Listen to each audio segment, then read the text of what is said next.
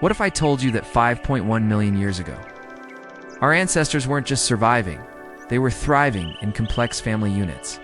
Forget the stereotype of the brutish, solitary caveman. The real story, etched into the fossil record and the ancient African savanna, is far more fascinating. We journey back in time to meet Ardipithecus ramidus, one of our earliest known hominin ancestors, and explore the revolutionary idea that the nuclear family might be millions of years older than we ever imagined. Imagine a world without cities, without language as we know it, a world ruled by the raw, unforgiving beauty of nature. This was the stage upon which the human story began. The discovery of Ardi, a 4.4 million-year-old female skeleton, turned our understanding of human evolution on its head. She wasn't a knuckle walker like a chimp. She walked upright, but also had a grasping big toe for climbing trees. This blend of traits suggests a life spent both on the ground and in the canopy, a versatile existence in a challenging landscape. But the most groundbreaking clue about Ardi's world came from her teeth. Specifically, the male canines of her species.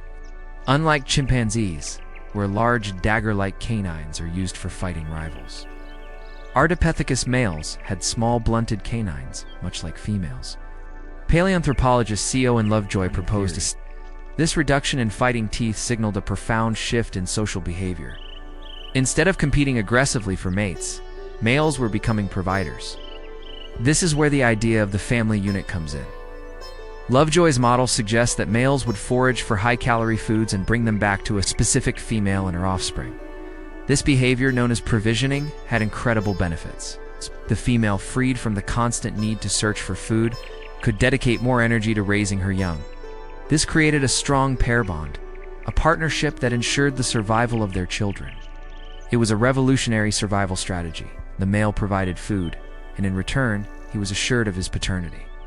This cooperative dynamic laid the groundwork for... So what did a typical day look like for an Ardipithecus family? Let's picture it. The sun rises over the vast Ethiopian woodland. Our male, let's call him Tumai, descends from the safety of the trees. He moves with a unique gait, not quite human, but definitely upright. His mission is to find energy-rich foods, nuts, tubers, maybe even a scavenged carcass.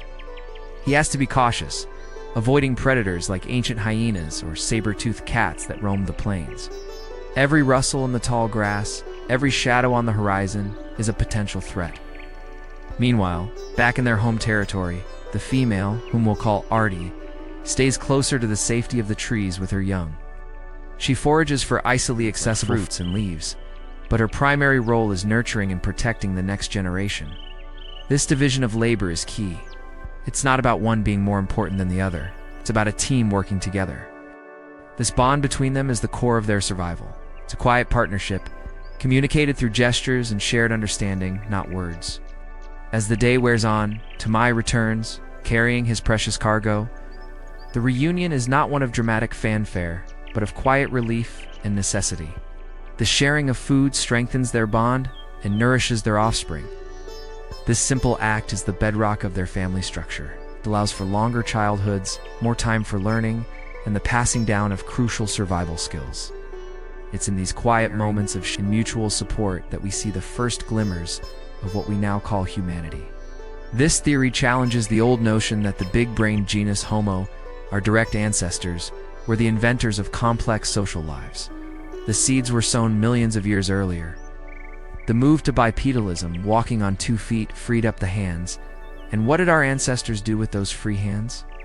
They used them to carry food, to provide, to care for one another. The very act of walking upright might have been driven by the need to support a family. Think about the implications.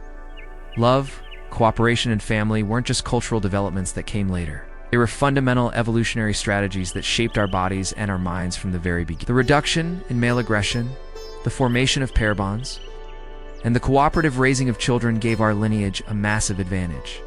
It allowed us to thrive in a world full of dangers and to eventually outcompete other primate lines. Of course, this is a scientific model, a theory based on the available fossil evidence. Can't know for sure what went on in the minds of these ancient hominins, but the anatomical clues are powerful. The small canines, the upright posture, the woodland environment, it all points to a creature breaking away from the applic model of aggression and competition, and moving towards a more human-like model of cooperation and care.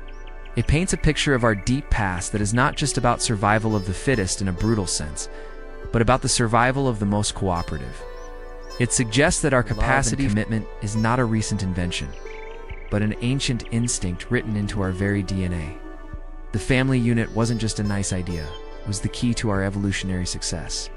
It was the innovation that allowed a small, unassuming primate to take its first steps on the long road to becoming human.